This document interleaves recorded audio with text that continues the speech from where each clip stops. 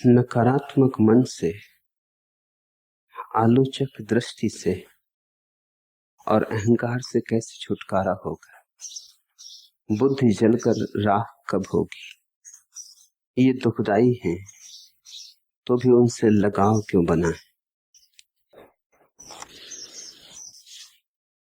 पहली बात, नकारात्मक मन से छुटकारे की चेष्टा सफल नहीं हो सकती, क्योंकि विधायक मन को बचाने की चेष्टा साथ में जुड़ी है। और विधायक और नकारात्मक साथ साथ ही हो सकते हैं, अलग अलग नहीं। ये तो ऐसे ही है जैसे सिक्के का एक पहलू कोई बचाना चाहे और दूसरा पहलू फेंक देना चाहे। मन या तो पूरा जाता है या पूरा बचता है, मन को बांट नहीं सकते। नकारात्मक और विधायक जुड़े, संयुक्त है, साथ साथ है, एक दूसरे के विपरीत है। इससे ये मत सोचना कि एक दूसरे से अलग अलग है। एक दूसरे के विपरीत होकर भी एक दूसरे के परिपूरक है। जैसे रात और दिन जुड़े, ऐसे ही नकारात्मक और विधायक मन जुड़े। तो पहली तो बात ये समझ लो कि अगर नकारात्मक से ही छुटकारा पाना है तो कभी छुटकारा ना होगा। मन से ही छुटकारा पाने की बात सोचो। मन यानी नकारात्मक विधायक दोनों। हम जीवन भर ऐसी चेष्टाएं करते हैं और असफल होते हैं। असफल होते हैं तो सोचते हैं हमारी चेष्टा शायद समग्र मन से ना हुई, पूरे संकल्प से ना हुई, शायद हमने अधूरा अधूरा किया, कुछ भूल चूक रह गई। नहीं, भूल चूक कारण नहीं है। जो तुम करने चले हो वह हो ही नहीं सकता। उसके होने की ही संभावना नहीं है। वो स्वभाव के नियम के अनुकूल नहीं है, इसलिए नहीं होता।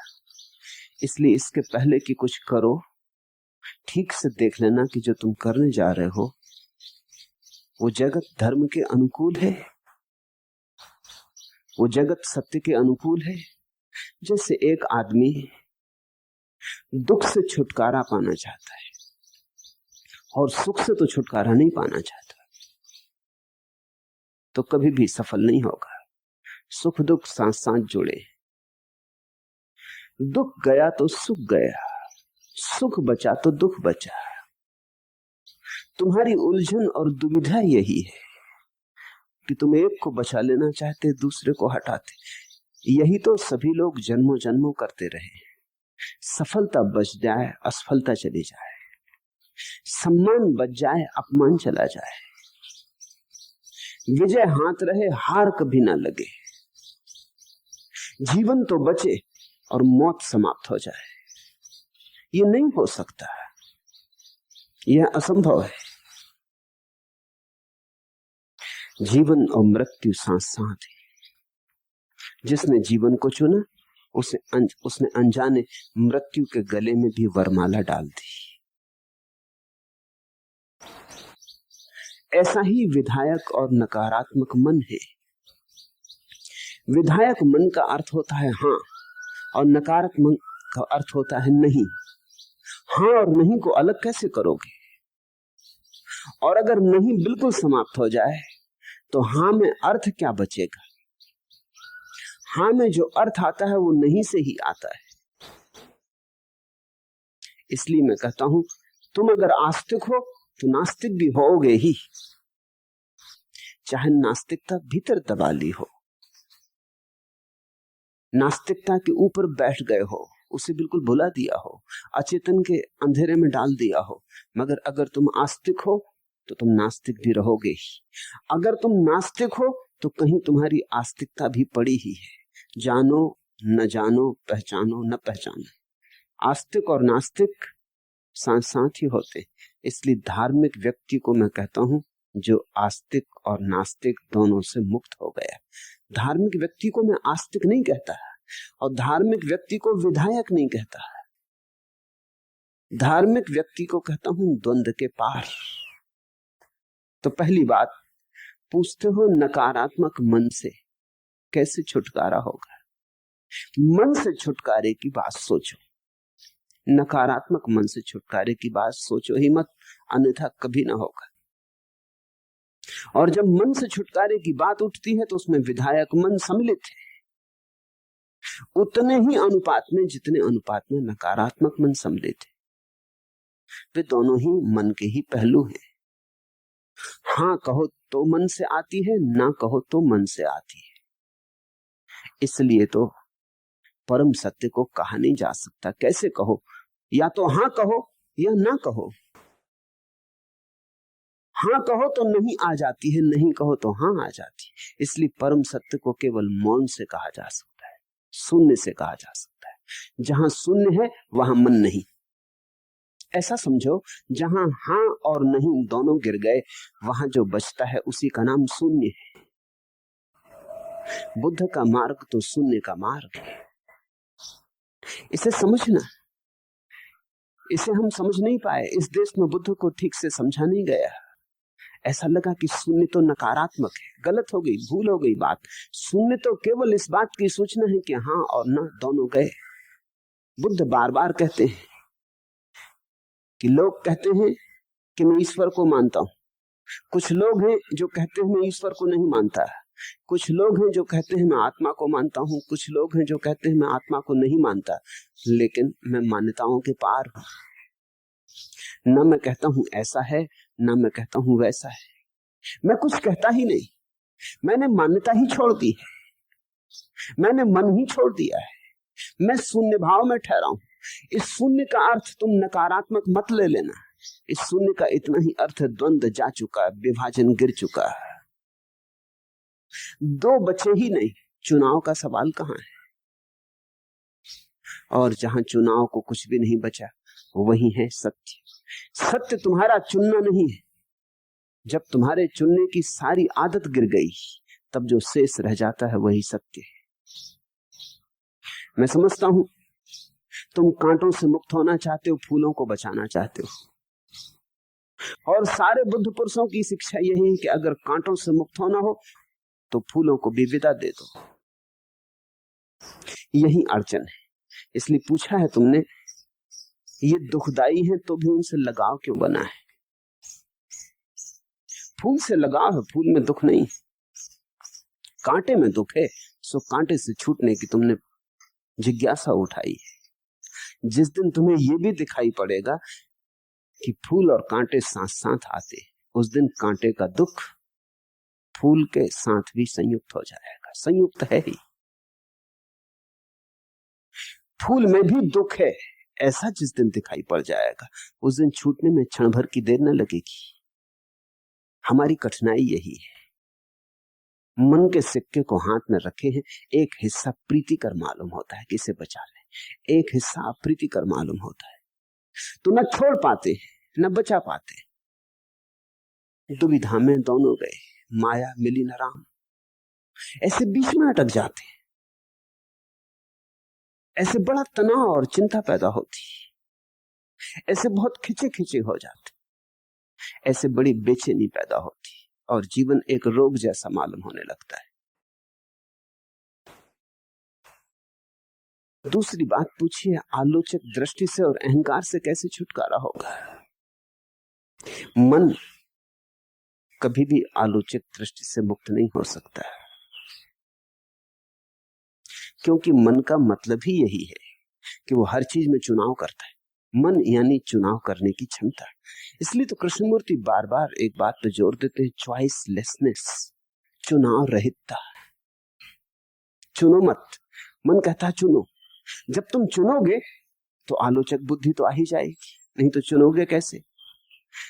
जब चुनोगे तो ये तो कहोगे ना कि ये ठीक है और ये गलत है। गलत को गलत कहोगे तभी तो ठीक को ठीक कह सकोगे। बुरे को बुरा कहोगे तभी तो अच्छे को अच्छा कह सकोगे। पापी को पापी कहोगे तभी तो महात्मा को महात्मा कह सकोगे, नहीं तो कैसे कहोगे? रावण की निंदा ना करोगे तो राम की प्रशंसा कैसे करोगे? तो आलोचना तो आ ही जाएगी, आलोचक दृष्टि भी आ जाएगी। चुनाव आया कि आलोचक आया। आलोचक को अगर खोना हो तो चुनाव को ही खोना पड़े। इसलिए परम ज्ञानियों ने कहा है, अच्छे बुरे में भी भेद मत करना, पापी और पुण्यात्मा में भी भेद मत करना, साधु असाधु में भी भेद मत करना, अभेद में जीना। इंच भर का भेद और सारे भेद आ जाते, जरा सा भेद और सारे भेद प्रवेश कर जाते। भेद ही मत करना, जो जैसा है वैसा है, तुम चिंता ना करना। तो आलोचक दृष्टि अपने आप विदा हो जाएगी। फिर पूछा है अहंकार से कैसे छुटकारा होगा। ये सब बातें जुड़ी हैं। आलोचक दृष्टि में ही अहंकार निर्मित होता है। यह मेरे काम का, यह मेरे काम का नहीं। जो मेरे काम का है उसे इकट्ठा करूं और जो मेरे काम का नहीं है उसे त्यागता जाऊं।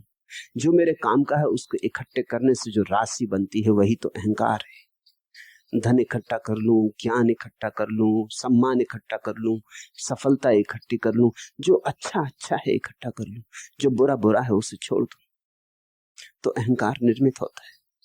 अहंकार मन के द्वारा चुनी गई वस्तुओं का जो राशिभूत रूप है उसका ही नाम है। जब मन चुनता ही नहीं, जब चुनाव ही नहीं होता तो कुछ इकट्ठा भी नहीं होता। तब आदमी खाली का खाली जीता है, शून्यवत जीता है। स्लेट कोरी की कोरी रहती है, उस पर कुछ लिखावट नहीं होती। और जब तुम्हारे भीतर का कागज कोरा होता है तो अहंकार निर्मित नहीं होता। कुछ लिखा कागज पर भीतर कि अहंकार बना, कुछ भी लिखा कि अहंकार बना। एक ज़ैन फकीर के पास उसका शिष्य आया और उसने कहा कि आप वर्षों से प्रतीक्षा करते थे, वो बात घट गई। आप कहते थे शून्य होकर आ, आज मैं शून्य होकर आया हूं। उसके गुरु ने कहा शून्य को भी बाहर फेंक के आ, क्योंकि इतना भी अगर तेरे मन पर लिखा है कि आज शून्य होकर आ गया तो अभी शून्य नहीं हुआ। इसलिए बौद्धों ने शून्यता के 18 भेद किए। तुम चकित होगे, शून्यता के 18 भेद, 18 प्रकार की शून्यता कही है। और जो आखिरी शून्यता है जिसको उन्होंने महाशून्यता कहा है, उसमें शून्य का भी त्याग है, शून्य का भी विसर्जन है। फिर यह भी बोध नहीं रहता कि मैं शून्य हो गया हूं, कि मुझे समाधि लग गई, कि मैं सत्य को उपलब्ध हो गया हूं। यह लिखावट भी नहीं रह जाती। जहां चेतना का कागज बिल्कुल कोरा हो जाता है, वहीं बन गया वेद, वहीं बन गया कुरान, वहीं बन गई बाइबल, वहीं से परमात्मा बोलने लगता है। उस शून्य में जो स्फुटित होता है, उस शून्य से जो बहता है निर्झर, वही शाश्वत सत्य है। तो ये सब जुड़ा है। नकारात्मक मन, आलोचक दृष्टि और अहंकार एक ही प्रक्रिया के भिन्न भिन्न रूप है। पूछा है बुद्धि जलकर राख कब होगी। कौन पूछता है ये बात भी बुद्धि की है। सुन सुनकर ज्ञानियों की बातें बुद्धि ये भी सोचने लगती है कि बुद्धि जल के राख कब होगी, क्योंकि लोभ पैदा होता है। परम ज्ञान, परम निर्वाण, लोभ जगता है कि उस आनंद की अमृत वर्षा मेरे भीतर कब होगी। कब ऐसा होगा जब बुद्धों का स्वर्ग मेरा भी स्वर्ग होगा। कब ऐसा होगा जब भीतर बसी सुगंध जगेगी, फैलेगी। कब ऐसा होगा जब मेरे अंधेरे में, अंतर के अंधेरे में दिया जलेगा, बोध का प्रकाश होगा। लोभ जगता है। लोभ जगता है तो बुद्धि आत्महत्या तक की सोचने लगती। बुद्धि कहती बुद्धि का नाश कब होगा, लेकिन ये बुद्धि ही कह रही। ये कौन कह रहा है? जो भी तुम सोच सकते हो वो सभी बुद्धि का है। जो बुद्धि के पार है उसके संबंध में तो तुम कुछ सोच भी नहीं सकते। इसे समझो, ख्याल रखना। समझ तभी पैदा होती जब तुम कभी किसी तरह के लोभ को बीच में नहीं आने देते। जब मुझे तुम सुन रहे हो तो ख्याल करना कहीं लोभ तो बीच में आ नहीं रहा है। कहीं तुम ये तो नहीं सोचने लगे कि ऐसा हमें हो जाए, कब हो जाए, कैसे हो, जल्दी हो जाए, ये जीवन कहीं ऐसे न चूक जाए। ये बात होनी ही चाहिए। ऐसा लोभ अगर पैदा होता तो तुम जो भी सुनोगे विकृत हो जाएगा, तुम कुछ का कुछ अर्थ कर लोगे। सुनते समय लोभ करना ही मत। सुनते समय तो सिर्फ सुनना, शुद्ध सुनना, श्रवण मात्रे, बस सुनते ही रहना। उसी सुनने में से एक स्फुरना जगेगी और तुम अचानक देखोगे कि उस स्फुरना में बुद्धि है ही नहीं। तो तुम ये नहीं पूछोगे कि बुद्धि राग कैसे हो। अगर तुमने मुझे ठीक से सुना तो ऐसे क्षण आएंगे तुम्हारे अंतस्थल पर, ऐसी घड़ियां आएंगी जब तुम अचानक चौंक कर पाओगे कि बुद्धि है ही नहीं। राग क्या करना है? बुद्धि तो लोभ के साथ आती। इसलिए तो हम बच्चे में लोभ जगाते हैं, क्योंकि अगर उसकी बुद्धि पैदा करनी तो लोभ जगाना पड़ेगा। उससे हम कहते हैं पढ़ोगे, लिखोगे, बनोगे नवाब। लोभ जगा रहे हैं। खेलोगे, कूदोगे, होगे खराब। लोभ जगा रहे हैं, नवाब बनाने का भाव पैदा कर रहे हैं। बच्चा स्कूल जाता था, हम उसके पीछे पड़ते कि प्रथम आना, पिछड़ मत जाना, बदनामी मत करवा देना हमारे बेटे हो, किसके बेटे हो, किस कुल से आते हो, इसका ख्याल रखना। कुछ बुरा मत करना, कुछ ऐसा मत करना जिससे अपमान हो जाए, सम्मान मिले, पद प्रतिष्ठा मिले, वंश का गौरव बढ़े। ऐसा लोभ हम जगाते। ऐसे लोभ के चक्कर में पढ़ पढ़ के ही धीरे धीरे बच्चे को बुद्धि पैदा होती। बुद्धि का मतलब है लोभ को पूरा करने की कुशलता। इसलिए तो जो अपने जीवन में कुछ नहीं कर पाता उसको हम बुद्धू कहते हैं। हम कहते हैं इसमें कुछ बुद्धि नहीं। लाओसू ने कहा है कि और सबके पास तो बुद्धि मालूम होती है, मैं एक बुद्धू हूं। और सबके पास तो बड़ी प्रखर प्रतिभा मालूम होती, लेकिन मेरे पास कोई प्रतिभा नहीं। ये मजाक में ही कहा है, ये खूब गहरा व्यंग्य किया लाओसू ने। ये कह के इतना ही कहा है कि तुम जैसे बुद्धि कह रहे हो वो कुछ भी नहीं है, लोभ के सिवा है। मैं तो बुद्धि को खोकर असली चीज पाया हूं। अब तुम्हारे भीतर सवाल उठता है ये बुद्धि कैसे खोए। रोज मैं तुम्हें समझाता हूं कि बुद्धि को खो दो। लोभ उठता है कि बुद्धि को खो दे, भाव उठता है चूक हो रही कहीं। जब मैं कहता हूं बुद्धि को खो दो तो मैं ये नहीं कह रहा हूं कि तुम्हारे किसी प्रयास से बुद्धि खोएगी। मैं इतना ही कह रहा हूं कि अगर तुमने ठीक से सुना, शांत मौन में सुना, बिना लोभ के सुना, तो अचानक तुम पाओगे ऐसे क्षण तुम्हारे ऊपर फैलते हुए जहां बुद्धि नहीं होती, जहां विचार नहीं होता, जहां परम सन्नाटा होता है। उस सन्नाटे में तुम्हें पहली दफे स्वाद मिलेगा बुद्धि की शून्यता का। उसी स्वाद में फिर तुम धीरे धीरे ज्यादा डूबने लगोगे। स्वाद से ही तो डूबोगे, फिर और स्वाद लेने लगोगे। कभी मुझे सुनते ऐसा होगा, फिर कभी कभी घर शांत कमरे में बैठे कुछ न करते हुए भी ऐसा हो जाएगा। कल एक युवक आया, उसने कहा बड़ी मुश्किल में पड़ गया हूं, बैठता हूं तो एकदम खाली हो जाता हूं, घबरा रहा है कि अब क्या होगा, पश्चिम वापस लौटना है, घर वापस जाना है। तो और भी घबराहट है कि अगर घर के लोगों ने ऐसा देखा कि खाली हो गया तो वो समझेंगे कि पागल हो गया।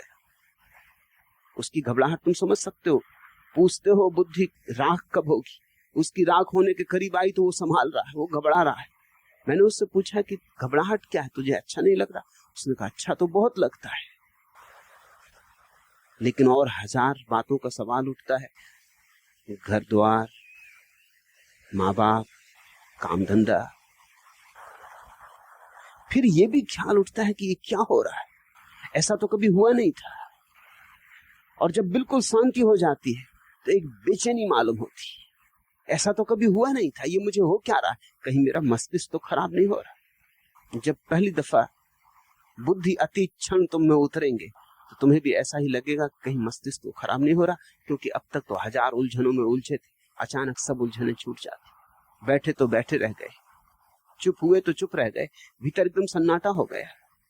छुरी की धार की तरह लगेगा सन्नाटा, काटता चला जाएगा भीतर के केंद्र तक, आर पार छेद देगा, घबराहट होगी। मगर अगर तुम्हें यहां सुनते सुनते सत्संग में कभी ऐसे छोटे से क्षण आ गए तो ये क्षण बड़े होने लगेंगे, क्योंकि इनका स्वाद ही ऐसा है। लोभ से बड़े ना होंगे, स्वाद से बड़े होंगे। भेद को समझ लेना। लोभ का मतलब है स्वाद तो मिला नहीं, कोई और कहता था कि मैंने खूब स्वाद पाया है, उसकी बात सुन के लोभ पैदा हुआ। और स्वाद का मतलब है जिसको ऐसा हुआ है उसके पास बैठ के उसके सत्संग में थोड़ा सा रस लूटा। लोभ और स्वाद का भेद ख्याल रखना। जैसे मैं मिठाई की बात करूं और तुम्हारे मन में लोभ पैदा हो कि मिठाई हम खाएं, ये एक बात हुई।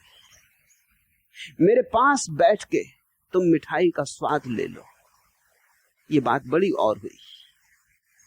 अगर तुम्हें यहां बैठ बैठ के स्वाद मिल गया, इसलिए रोज बोल रहा हूं, कुछ समझाने को है ऐसा नहीं। समझाने को क्या है, समझने को क्या है? न समझाने को कुछ है, न समझने को कुछ। यहां रोज रोज बोल रहा हूं ताकि तुम्हें एक मौका रहे कि तुम मेरे पास बैठ के थोड़ी देर को डुबकी लगा लो। फिर ये डुबकी का स्वाद आ गया तो कभी कभी घर शांत बैठे बैठे डुबकी लग जाएगी, तुम्हारे बावजूद डुबकी लग जाएगी। तुम शायद लगाने के लिए सोच भी नहीं रहे थे, बैठे बैठे लग जाएगी। कभी संगीत को सुनते वक्त लग जाएगी, कभी चांतारों को देखते वक्त लग जाएगी, कभी एक बच्चे की किलकारी सुन के लग जाएगी, कभी गुलाब के खिले फूल को देख के लग जाएगी। फिर ये लगने लगेगी और घटनाओं में। फिर धीरे धीरे तो ऐसी घटनाओं में लगने लगेगी जब तुमने सोचा भी नहीं होगा कभी कि इसमें लग सकती। चाय की चुस्की लेते हुए लग जाएगी, स्नान करते वक्त लग जाएगी, रात बिस्तर पर लेटे लेटे लग जाएगी, सुबह आंखें खुल गई हैं बिस्तर पे पड़े पड़े लग जाएगी। फिर तो अकारण लगने लगेगी। स्वाद जब आने लगा तो बढ़ेगा। फिर तुम ऐसा ना पूछोगे कि बुद्धि जल के राख कब होगी। ये बुद्धि जल के राख होने की जरूरत ही नहीं, ये तो राख है ही। तो राख को ही तुम अंगारा समझे बैठे हो, इसको कुछ राख करना नहीं। तुम्हारे हाथ में असली स्वाद आ जाए तो ये दिखाई पड़ने लगेगी कि राख। तुमने एक पत्थर के टुकड़े को हीरा समझ रखा है, अब तुम मुझसे ये पूछते हो कि ये पत्थर का टुकड़ा कब होगा। ये पत्थर का टुकड़ा है, इसको पत्थर का टुकड़ा होना नहीं है। अगर ये हीरा ही होता तो पत्थर का टुकड़ा बनाने की जरूरत ही क्या थी। तो बहुमूल्य है, इसको बचाने का सवाल है। ये राख है। हाँ, तुम्हें असली हीरे का पता चल जाए तो उसकी तुलना में तत्क्षण ये पत्थर हो जाएगा, तत्क्षण। फिर देर न लगेगी, फिर सोच विचार भी न करना पड़ेगा। असली हीरा दिखा कि ये पत्थर तो पत्थर था ही, असली हीरे की मौजूदगी में साफ साफ झलक जाएगा कि पत्थर। तो मैं तुम्हें बुद्धि को राख करने के लिए नहीं कह रहा हूं। बुद्धि तो राख है, कूड़ा करके कचरा है, दूसरों से उधार लिया हुआ है। अपना जो नहीं वो सब कचरा है। तुम्हारे पास अपना कुछ स्वाद हो जाए। तुम पूछते हो ये स्वाद कैसे हो। यहां रोज तुम बैठते हो, इस बैठने में ही स्वाद को जगाना। ये बैठक साधारण बैठक ना रहे, ये दरबार है, ये बैठक नहीं। यहां से तुम सम्राट होके जा सकते। यहां जो घट रहा है, ऊपर ऊपर जो सुनाई पड़ता है वही नहीं, कुछ भीतर के तार जुड़ रहे हैं। तो मुझे ऐसे सुनो जिसमें लोभ ना हो, डुबकी लगा के सुनो। और ये ख्याल ही छोड़ दो कि सुनने के बाद फिर कुछ करना है, ये बात ही जाने दो। मैं तुमसे बार बार कहता हूं ये सुनने मात्र से भी हो सकता है, क्योंकि ये हुआ ही हुआ है, इसे पाना नहीं है। जिस दिशा में मैं इशारे कर रहा हूं वो दिशा तुम्हारे भीतर मौजूद है। जिस मालकियत की मैं बात कर रहा हूं उसका आयोजन नहीं करना है, उसका निर्माण नहीं करना है। एक जीना सा पर्दा पड़ा है, उस पर्दे को हटा देना। और मैं कहता हूं तुम मुझे मौका दो तो मैं हटा दूं, तुम्हें इतना भी कष्ट करने की जरूरत नहीं, मैं हटा दूं, तुम जरा मुझे पास आने दो। बड़ा झीना पर्दा है, हटाने में जरा देर ना लगेगी। पर्दा हटते ही तुम पाओगे जिसकी तुम तलाश करते थे वो तुम्हारे भीतर मौजूद है। पूछा है ये दुखदाई है तो भी इनसे लगाव क्यों बना है? लगाव बना है तो एक बात साफ है, कहीं ना कहीं सुख की झलक जुड़ी होगी, नहीं तो लगाव ना बना रहेगा। तुम जरूर इसमें कहीं ना कहीं मजा भी ले रहे हो। जैसे जब तुम आलोचना करते हो तब तुम्हें मजा आता होगा, अपनी बुद्धि के पैनेपन से मजा आता होगा कि देखो कैसी धार की तरह बुद्धि। जब तुम किसी का खंडन करते होगे तो तुम्हें मजा आता होगा कि देखो मैं ज्यादा बुद्धिमान, तुम कम बुद्धिमान। जब तुम अपने ज्ञान का प्रदर्शन करते होगे किसी के सामने तो रस आता होगा कि देखो तुम कुछ भी नहीं जानते, मैं कितना जानता, मैं कहां तुम कहां। इसमें जरूर कहीं रस आ रहा होगा। बिना रस के तुम ये कर नहीं सकते, बिना रस के तो कोई लगाव होता नहीं। दुख भी पा रहे हो, अब समझना कैसा है मामला। दुख कब मिलता है? जब तुम्हारी बुद्धि हारती तब दुख मिलता है, और जब जीतती तब सुख मिलता है। जब कोई तुम्हें तर्क में पराजित कर देता तो दुख मिलता है, जब तुम तर्क में जीत जाते हो तो सुख मिलता है। तब तो तुम बड़े झंझट में पड़े हो, क्योंकि यही बुद्धि सुख दिलाती, यही दुख दिलाती, यही नाव डुबाती, यही किनारे लगाती मालूम पड़ती। तो इसको छोड़ो कैसे? जब हार के क्षण होते तब तुम छोड़ना चाहते हो, जब जीत के क्षण होते तब तुम पकड़ रखना चाहते हो। और ये तो रोज होता रहेगा। ये हार और जीत तो घड़ी के पेंडुलम की तरह घूमती रहती, प्रतिपल हार और जीत हो रही। हार और जीत दो पंख, दोनों साथ साथ चल रहे हैं। इसे देखो, बुद्धि में दुख मिल रहा है, इसका मतलब है कि बुद्धि में अभी सुख भी मिल रहा होगा। सुनो मेरी बात, एक घड़ी ऐसी आती जब बुद्धि दुख भी नहीं दे सकती, क्योंकि सुख ही नहीं देती तो दुख कैसे देगी।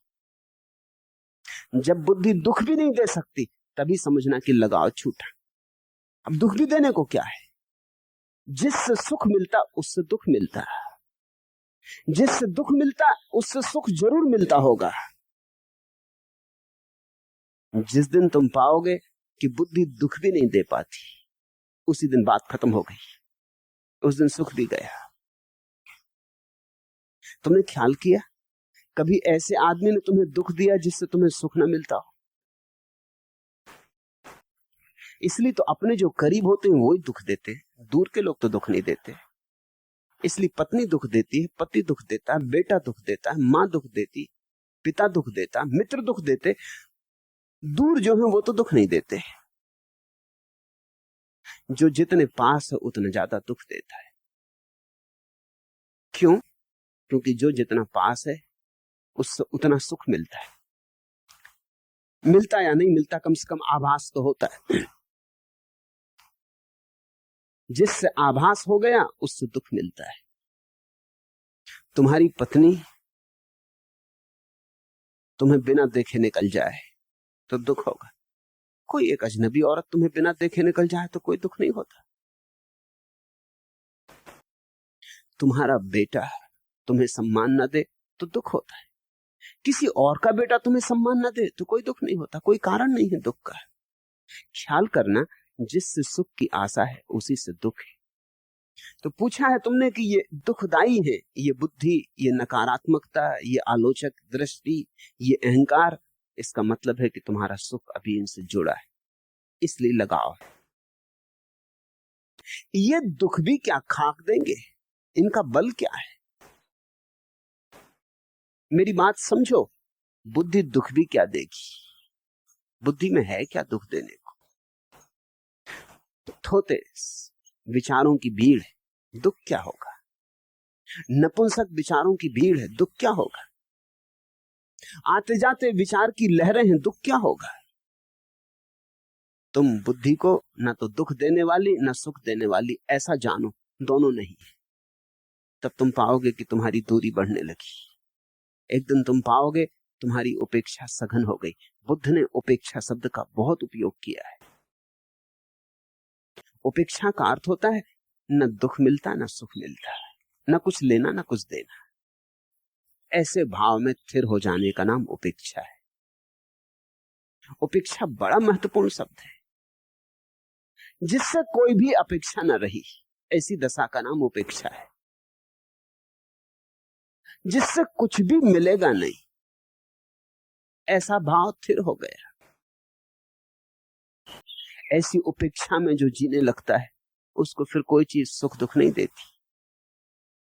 सफलता आती है, द्वार दरवाजा ठकठका के चली जाती। असफलता आती, द्वार दरवाजा ठकठका के चली जाती।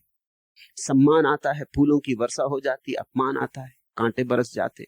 वो बैठा रहता, वो साक्षी भाव से बैठा रहता, वो दोनों को एक ही भांति देखता रहता। उसकी दृष्टि सम होती।